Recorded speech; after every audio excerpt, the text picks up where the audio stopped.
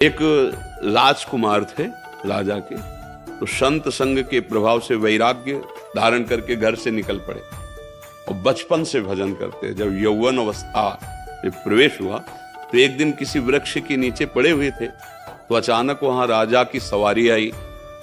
तो देखा उनका राजवैभव, सब सेवाएं, दासियां, सब। अब वो जंगल में अकेले पड़े देख रहे, तो उनको लगा कि यार मतलब सुख तो है, वो विलासिता देख के लगा सुख तो है, मन खिंचा, सुख तो है। अब वो विरक्त हो चुके थे, अब वापस लौट नहीं सकते, पर ये बात अंदर बैठी रही कि सुख तो है, इसको काट नहीं पाए। कुछ समय बाद शरीर पूरा हुआ, तो देखो भजन करते थे, इसके प्रभाव से ऐसे घर में जन्मे उनके बड़े भाई महाभागवत, निरंतर भगवदाकार। और इनकी बचपन से ऐसी वृत्ति थी जो बिल्कुल निकृष्ट पुरुष की होती है, सुख तो है। ये वृत्ति होने के कारण धीरे से उनका जो संस्कार वो राजकुमार से हो गई, मित्रता। अब वही सब करना जो राजकुमार करते हैं पूरा। पर एक बात थी, वो अपने भाई को भगवान मानते थे, क्योंकि भजन करते और वो विरक्त होकर भ्रमण करते। जब कभी आते तो चरणों में साष्टांग प्रणाम करते और लज्जा से झुक जाते कि एक भाई तो ऐसा और मैं ऐसा। पुरुष का संस्कार था ना। एक दिन बड़े भाई ने कहा कोल्ह जी का ना, कि भाई जहां तुम जैसे तुम लगे हो ना, मेरी बात मान लो, दुर्गति पक्की है। क्योंकि तुम जो आचरण कर रहे हो मैं सुनता हूं, मैं जलता हूं कि आप मेरे भाई हैं, एक ही माँ के उदर से निकले। चलो हमारे साथ आज द्वारिकाधीश के दर्शन करने चलो।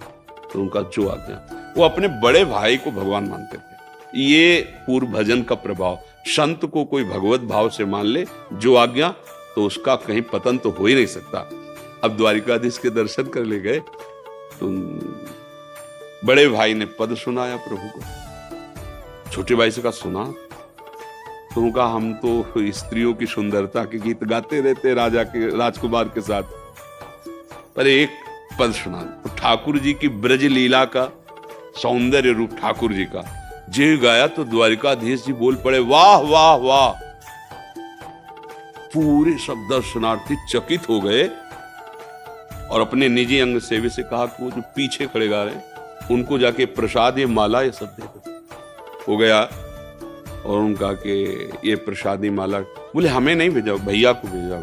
हमारे जो बड़े भाई जन्म से विरक्त हैं, भजनानंदी हैं, महाराज मैं तो इनकी कृपा से यहाँ आया हूं, मैं यहाँ आने लायक नहीं हूं, मैं बहुत नीच हूं। और आंसू आ गए उसके। उनका नहीं, उन्होंने आपका नाम लेके कहा और कहा है कि जो इनके पीछे खड़े हैं उनको दे जा करके।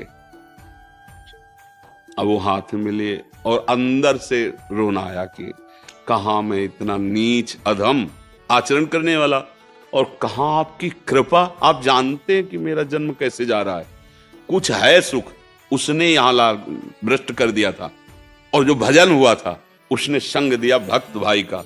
अब देखो उनके हृदय में तो दैन्यता आई और भाई के हृदय में जलन हो गई कि बचपन से भजन कर रहा हूं, मुझे तो दिया नहीं, और ये हम जानते हैं कि सब करता है जो संसारी आदमी करते हैं, और इसको प्रसाद दिया। मतलब भगवान, अब तो जीना मुश्किल। जिसके लिए हम वैराग्य लिए थे, जिसके हम थे, उस समुद्र में जाके कूद गए कि आत्महत्या कर लेंगे। अब हमसे जिनके हम हैं वो हमको तो दिया नहीं, और इसको हम जानते इसके आचरण। समुद्र में जे ही कूदे तो द्वारिकाधीश के पार्षद पकड़े और द्वारिकापुरी, दिव्य द्वारिका में। अब तो जो जलन हुई थी ना, परम शीतलता में भगवान का साक्षात्कार। भगवान मिले और कहा हमने आपको अपने पार्षदों से बुलाया, आओ बैठो यहां प्रसाद पाओ। तो जो ही बैठे से बोले 2 पत्तल लगा। बोले प्रभु और कौन पाएगा? बोले अपने भाई के लिए ले जाना। फिर जलन हो गई कि प्रभु आप उसको इतना प्यार क्यों करते हैं, मतलब प्रधानता तो मेरी होनी चाहिए, मैं वैरागी, मैं त्यागी, मैं भजनानंदी, और वो तो उनका तुम्हें पता है तुम केवल इसी जन्म में भजन कर रहे हो, वो पूर्व जन्म का भजनानंदी। एक बात आ गई थी कि विषयों में सुख है, ये दिखाने के लिए हमें उसको राजा के साथ मित्रता करानी पड़ी, लेकिन वो मेरा परम भक्त है। अब उनको होश आया। तो ऐसे मान लो किसी के गलत आचरण है, कहते भाई ये तो बहुत गंदा आदमी, तुम क्या जानो। बोले कहां पहुंच गया महाराज जी के पास, ऐसे गंदे आदमी को नहीं जाना चाहिए, तुम्हें क्या पता। वो पूर्व में कितना सुकृत किए, कितना भजन किए, थोड़ी बात से बिगड़ गई, अब संत संग से फिर बन जाएगी। भगवान तो कई जन्मों की बात जानते हैं ना। ये हमको भगवान के प्रति विश्वास रखना चाहिए। अगर हमसे गलती भी हो जाए तो निराश नहीं होना, वो बड़े कृपालु है। ये जो हम चरित्र सुनाते हैं, ये जो हम भगवत चर्चा, इसे हमें पुष्टता मिलती है कि यार अगर हम ऐसे नीच हैं तो भी भगवान हमारा दुलार प्यार, हाँ, तो ये कभी अविश्वास